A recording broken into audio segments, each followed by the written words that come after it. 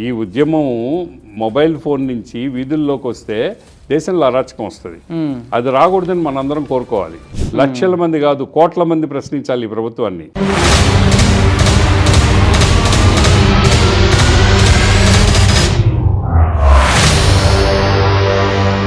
Student unions ఇవన్నీ కూడా ఎప్పుడైతే అబాలిష్ చేశారో ఇండియాలో ఆ స్టూడెంట్స్ రోడ్డు ఎక్కేవాళ్ళు గతంలో. అవును, బస్సులు ఆపటం, బస్సులు పగలు కొడటం, ఇలాంటి చాలా ఇన్సిడెంట్స్ చూసేవాళ్ళు మా చిన్నప్పుడు. అప్పుడు సామాజిక స్పృహ ఉండేది విద్యా సంస్థల్లో. ఏ రోజైతే ఈ విద్యార్థి సంఘాలు వాటి ఎలక్షన్స్ యూనివర్సిటీస్లో బహిష్కరణ జరిగిందో, అంటే తెలుగు రాష్ట్రాల్లో జరిగింది, ఢిల్లీలో ఇప్పుడు జేఎన్యూలో అట్లా ఇప్పటికీ ఉంటాయి. ఇక్కడ ఎప్పుడైతే జరిగిందో ఇక్కడ నాయకత్వం అనేది ఏదైతే యూనివర్సిటీస్ నుంచి పుట్టుకొచ్చేదో స్టూడెంట్స్ నుంచి, అది పూర్తిగా చచ్చిపోయినట్టయింది.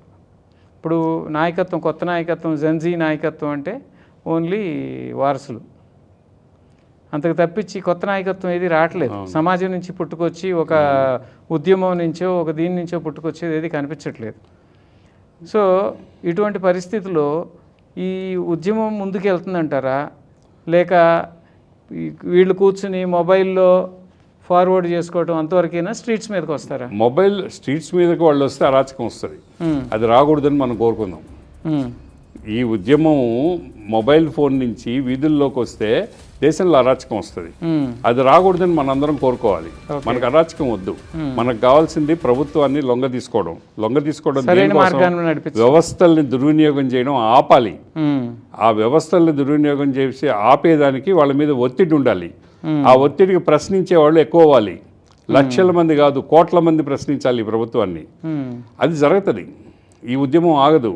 ఇప్పుడు 3వ రోజు వాళ్ళ ట్విట్టర్ హ్యాండిల్ని మూసేసింది మోడీ ప్రభుత్వం. ఆ తర్వాత వాళ్ళు ఈ విద్యామంత్రి రాజీనామా చేయాలని ఒక అప్లికేషన్ పెట్టారు. గంట లోపల 10 లక్షల మంది పైన సంతకాలు పెట్టారు. వెబ్సైట్ని డౌన్ చేసింది ప్రభుత్వం. ఇది అణిచివేత చర్యలు. ఎంతగా నువ్వు అణిచివేత ప్రయత్నం చేస్తావో అంత స్పీడ్గా పైకి వస్తుంది. ఈ శక్తి అనేది అంత స్పీడ్గా బయటకు వస్తుంది. నువ్వు నీ తప్పుల్ని ఈ రోజుకైనా ఒప్పుకోవాలి. ఆ తప్పుల్ని నేను సరిదిద్దుకుంటున్నాననే నమ్మకం ప్రజలకు కలిగించాలి. యువతలో కాక్రోచెస్కి ఆ నమ్మకం కలిగించాలి. అయ్యా, నువ్వు అడిగింది నేను చేస్తున్నాను, నేను మారాను. అది చేయగలిగితే వాళ్ళంతా ఒక పెద్ద స్ట్రెంత్ అవుతారు. పాప ఏ పొలిటికల్ పార్టీకి కాదు, సమాజానికి ఉపయోగపడతారు వాళ్ళు. అది ఆ దారిలో నడవడం లేదు మోడీ ప్రభుత్వం. వీళ్ళని అణిచేద్దాం, వీళ్ళని నిర్మూలిస్తాం. పారాసైట్స్ నిర్మూలన జస్టిస్ సూర్యకాంత్ గారు వాడిన, అది ఆయన స్టేట్మెంట్, మోడీ గారి స్టేట్మెంట్ కాదు కదా. అది ఒక విద్వేషపూరితమైన, ఒక విషపూరితమైన వాతావరణాన్ని సృష్టించింది మోడీ ప్రభుత్వం గత 12 సంవత్సరాల్లో. మతం మీద, కులం మీద, అర్బన్ నక్సలైట్స్ మీద, మావోయిజం మీద రకరకాల పేర్లతోటి దేశంలో ఒక రకమైన విద్వేషపూరితమైన వాతావరణం. ఒక సెక్షన్ ఏమో హిందువులు మాత్రమే ఈ దేశంలో ఉండాలి అని మాట్లాడేంత దూరం ఈ విద్వేషాన్ని తీసుకుపోయింది మోడీ ప్రభుత్వం. ఈ ప్రభావం ఉండబట్టే సూర్యకాంత్ దగ్గర నుంచి ఆ 2 పదాలు వచ్చినాయని నేను నమ్ముతున్నా. ఇటువంటి విద్వేషపూరితమైన వాతావరణానికి ఆయన కూడా ప్రభావితం అయిన దానివల్లనే ఈ ఫాసిస్ట్ పదాలు, కాక్రోచ్ అండ్ పారాసైట్ అనే ఫాసిస్ట్ పదాలు ఆయన నోట్లో నుంచి రావడానికి కారణం ఈ సమాజంలో ఏదైతే మనం అనుభవిస్తున్నామో ఆ విష ప్రభావం ఆయనలో కూడా ఉంది. ఆయన తలలో కూడా దూరిపోయింది అది. లేకుంటే అటువంటి పదాలు రావు. నేను ఎప్పుడూ ఒక విషయం నమ్ముతా, చాలామంది పొలిటీషియన్స్ కూడా చెప్తుంటాను, ఎప్పుడైతే దేశ యువత ఖాళీగా ఉంటుందో అప్పుడు రూలింగ్ పార్టీకి ఏటికైనా సరే అది ఒక విషయం సమయం. ఎందుకంటే idle man's brain always idle man's devil's workshop అనేది తెలిసింది, పాత సామెత. కానీ ఈ దేశంలో పిల్లలు ఎవరు ఖాళీగా లేరు. అది మీరు మర్చిపోతున్నారు. మొబైల్లో ఉండి వాళ్ళకు ఒక వ్యాపకంగా కాదు, ఇది ఒక వ్యసనంగా తయారైంది మొబైల్ అనేది. ఎందుకంటే world wide screen time 2 hours ఉంటే ఇండియాలో 8 hours ఉంది. మొబైల్ వ్యసనం అనేది అన్ని దేశాల్లో ఉంది. ఇప్పుడు కాదు, నేను ఎప్పుడో 84, 85 ప్రాంతాల్లో, 84 లేదా 91లోనో నేను చైనాకి, తైవాన్కి పోతే హాంకాంగ్లో ఆ మెట్రో లైన్లో ఎంతమంది పిల్లలు ఎక్కితే అందరి చేతిలో మొబైల్ ఉండి, ఆ రోజు మనకు మొబైల్ లేదు, అదేందో కూడా మనకు తెలియదు. వాడు తల అట్ట తిప్పేవాడు కాదు, ఇటు తిప్పేవాడు, ఆ మొబైల్లోనే చూసేవాడు.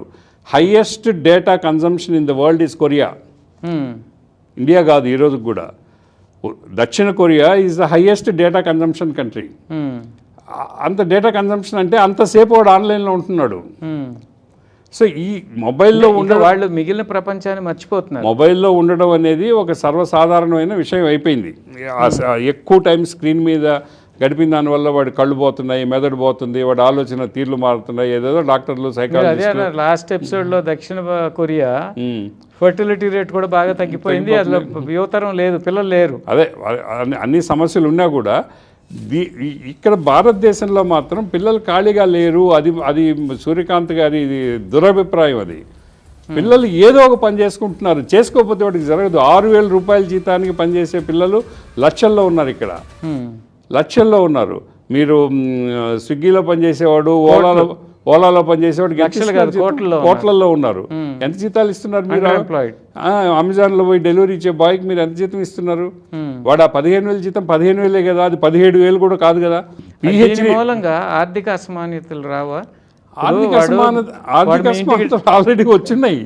మీ ఇంటికి డెలివరీకి వస్తాడు, మీ స్థితిగతులు చూస్తాడు, ఒక రకమైన అసూయ భావం వస్తుంది, వాడి మనసు ఆక్రోశిస్తుంది, వాడి మనసులో ఒక ఆక్రోశం వస్తుంది, కసి వస్తుంది. ఇవన్నీ కలిపి ఈరోజు కాక్రోచ్ పార్టీ లాగా దాని ఫలితం ఇదే.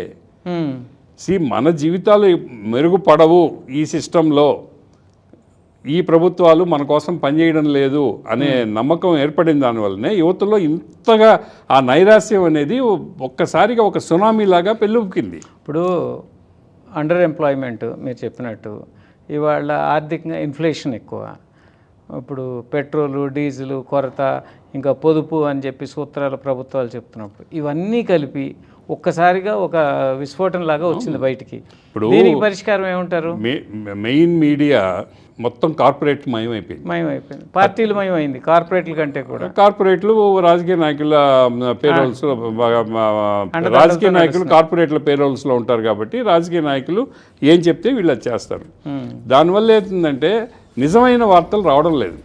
పాత రోజుల్లో మేము చిన్నప్పుడు మమ్మల్ని హిందూ చదవమని బలవంతంగా మా తల్లిదండ్రులు బలవంత పెట్టేవాళ్ళు. హిందూ చదవాల్సిందే, రోజుకు ఒక అరగంట అన్నా చదవాల్సిందే. హిందూలో వార్త వస్తే గవర్నమెంట్ జీవో వచ్చినట్లు లెక్క. నిజం మాత్రమే రాసేవాళ్ళు, నిజం మాత్రమే, ఇంక వేరేది ఏది రాయరు వాళ్ళు. ఓకే, ఆ రోజు పత్రికలన్నీ అటువంటి ప్రమాణాలు పాటించినాయి. ఆంధ్రపత్రిక స్లోగను ఒరులేవి అనరించిన నరవర తన మనమునక ప్రియంబు తానవి ఒరులకు చేయకుండుట పరమ ధర్మ పరాయణము సుమ్మి. అది ఆంధ్రపత్రిక.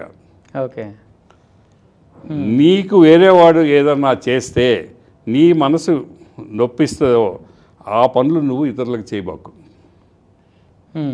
అటువంటి ఉన్నత ప్రమాణాలతో నడిచినాయి మీడియా. కానీ ఈరోజు కేవలం కార్పొరేట్. ఈ కార్పొరేట్ మీడియా వల్ల ఏమవుతుందంటే నిజాలన్నింటినీ మరుగున పెట్టేస్తున్నారు, అండర్ ద కార్పెట్ తోసేస్తున్నారు. దానివల్ల ఎక్కువగా సోషల్ మీడియా మీద ఆధారపడుతుంది యువత. థ్యాంక్ యూ వెరీ మచ్ అండి. నమస్తే.